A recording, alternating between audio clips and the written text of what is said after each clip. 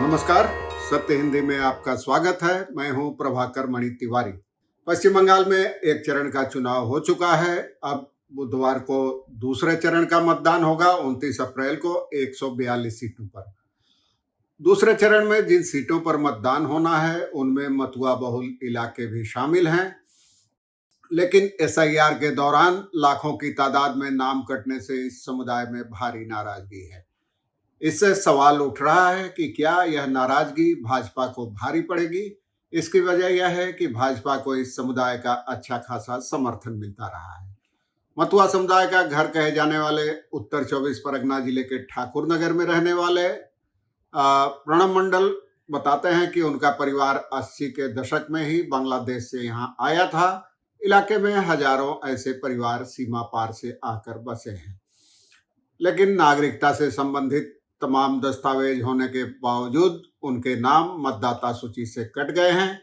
इसी इलाके के राधाकांत हालदर का परिवार तो देश के विभाजन के तुरंत बाद तत्कालीन पूर्वी पाकिस्तान से आकर गाईघाटा इलाके में बसा था। अब एसआईआर के दौरान उनकी पत्नी और बच्चों के नाम तो मतदाता सूची में शामिल हो गए हैं, लेकिन राधाकांत का नाम कट गया है। इसकी वजह है कि उनके पास जन्म प्रमाण पत्र नहीं था, जो एक जरूरी दस्तावेज मांगा गया था, और वो नहीं दे सके। उनका सवाल है कि अब मैं जन्म प्रमाण पत्र इतने साल बाद कहां से ले आऊं। उत्तर 24 परगना जिले में समुदाय के करीब 3.25 लाख लोगों के नाम सूची से कट गए हैं। प्रधानमंत्री नरेंद्र मोदी से लेकर गृह मंत्री अमित शाह तक लगातार इस समुदाय को भरोसा देते रहे हैं कि नागरिकता कानून के तहत नागरिकता मिलने के बाद उनके नाम मतदाता सूची में बने रहेंगे। लेकिन वर्ष 2019 में नागरिकता कानून पारित होने के बाद 4000 की आबादी वाले गायघाटा में अब तक महज 100 लोगों को ही इस कानून के तहत नागरिकता प्रमाण पत्र मिल सका है। सरकारी अधिकारियों का कहना है कि यह प्रक्रिया काफी धीमी है। सरकारी सूत्रों से मिली जानकारी के मुताबिक मार्च 2024 से अब तक मिले 1.12 लाख आवेदनों में से महज 15,000 लोगों को ही नागरिकता मिल सकी है। इन आवेदनकारियों में उत्तर 24 परगना और नदिया जिले के लोग शामिल हैं। मथुआ समुदाय के हाल में कई चुनाव हुए, उनमें मथुआ बहुल इलाकों में भाजपा का प्रदर्शन अच्छा रहा है और पार्टी को पहले से ही आशंका थी कि जरूरी दस्तावेज नहीं होने के कारण एसआईआर के दौरान इस समुदाय के लोगों को दिक्कत हो सकती है। इसलिए उसने मथुआ आबादी वाले इलाकों में नागरिकता कानून के तहत आवेदन के लिए सहायता शिविरों का आयोजन किया था। बड़ी तादाद में मथुआ वोटरों के नाम कटने की आशंका के कारण उनको बचाने के लिए भाजपा ने पूरी ताकत झोंक दी थी, लेकिन उससे कोई खास फायदा नहीं हुआ। ऐसे में मथुआ समुदाय, मथुआ बहुल इलाके भाजपा के लिए दूसरे चरण से पहले चिंता की सबसे बड़ी वजह बन गए हैं। मथुआ समुदाय के नेताओं का दावा है कि लगभग 70% मथुआ परिवार इस एसआईआर प्रक्रिया से प्रभावित हुए हैं।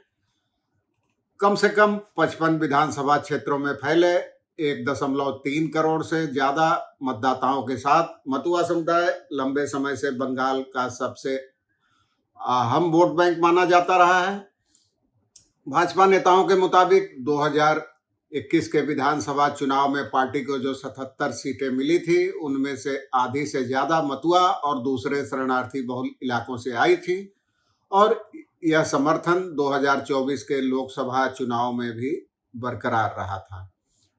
जैसा कि मैंने पहले बताया, मोटे अनुमान के मुताबिक राज्य में मथुआ समुदाय की आबादी 1 से 1.5 करोड़ के बीच है।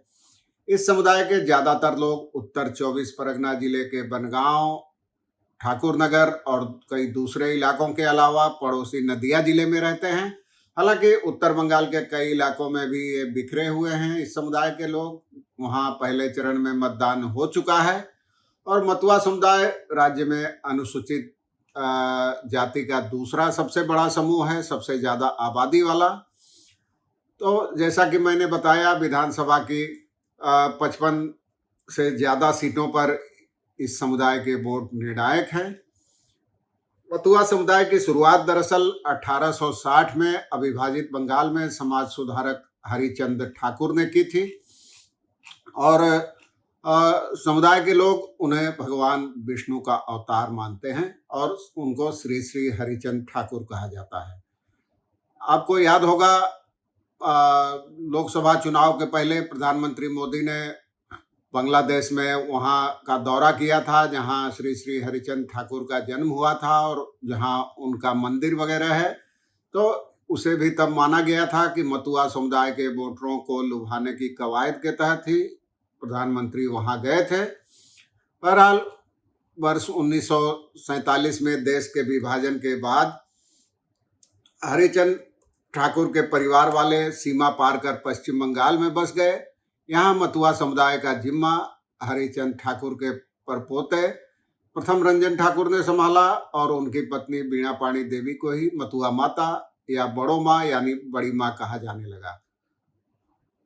बड़ो माँ ने तत्कालीन पूर्वी पाकिस्तान और बाद में बांग्लादेश से आने वाले इस समुदाय के शरणार्थियों के लिए बांग्लादेश से लगी सीमा पर ठाकुर नगर नामक एक बस्ती बसाई और वहाँ मतुआ इलाके के लोग ही भरे हुए हैं।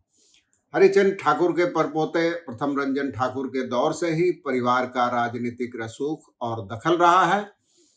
प्रथम रंजन ठाकुर वर्ष 1962 में कांग्रेस के टिकट पर विधानसभा का चुनाव भी जीते थे और बड़ो माँ मतुआ समुदाय के लोगों के लिए बहुत ही सम्मानित थी। वो खुद तो राजनीति से दूर रही, लेकिन वर्ष 2010 में ममता बनर्जी से उनकी नजदीकियां बढ़ी और उन्होंने उसी साल दीदी को मतुआ समुदाय का संरक्षक घोषित कर दिया। इसका 2011 के विधानसभा चुनाव में ममता बनर्जी और उनकी पार्टी को जबरदस्त फायदा मिला। साथ ही मतुआ वोटों पर टीएमसी की पकड़ मजबूत हुई। वर्ष 2014 में पार्टी ने मतुआ माता के बेटे कपिल कृष्ण ठाकुर को टिकट दिया और वो लोकसभा में जीतकर पहुंचे। उनकी मौत के बाद उपचुनाव में टीएमसी ने उनकी पत्नी ममता बाला ठाकुर को टिकट दिया और वो भी जीत हासिल की। लेकिन उसके बाद धीरे धीरे मतुआ वोटरों में भाजपा पैठ बनाने लगी और खासकर 2019 के लोकसभा चुनाव में इलाके में उसका प्रदर्शन काफी बेहतर रहा और आपको याद होगा उस चुनाव में भाजपा की सीटें 2 से बढ़कर 18 तक पहुंच गई थी। इनमें मतुआ समुदाय का समर्थन भी काफी अहम रहा था, उसमें अहम भूमिका रही थी। तो उस साल सेंध लगाने के बाद भाजपा ने वहाँ मतुआ समुदाय के शांतनु ठाकुर को टिकट दिया था और वो वहाँ से जीतकर संसद में पहुंचे थे। लेकिन इस बार भाजपा को अपने इस वोट बैंक में सेंध का खतरा सता रहा है। इसकी वजह है कि जैसा कि मैंने बताया, लाखों की तादाद में नाम कटे हैं। उन लोगों में नाराजगी इस बात की है कि भाजपा के तमाम बड़े नेताओं ने वादा किया था कि उनके नाम SIR के दौरान नहीं कटेंगे और उससे पहले ही उनको नागरिकता मिल जाएगी। अब मतुआ लोगों की नाराजगी क्या गुल खिलाती है, इसका पता तो चुनावी नतीजों से ही चलेगा। लेकिन भाजपा को यह डर सता रहा है। यही वजह है कि प्रधानमंत्री नरेंद्र मोदी से लेकर गृह मंत्री अमित शाह तक लगातार मतुआ इलाके में रैलियां कर उन लोगों को भरोसा दे रहे हैं कि उनको जल्दी ही नागरिकता मिल जाएगी और उनको चिंता करने की कोई जरूरत नहीं है। आज के लिए बस इतना ही। धन्यवाद, नमस्कार।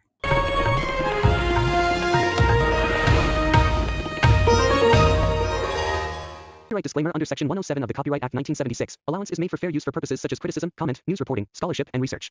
Fair use is a use permitted by copyright statute that might otherwise be infringing.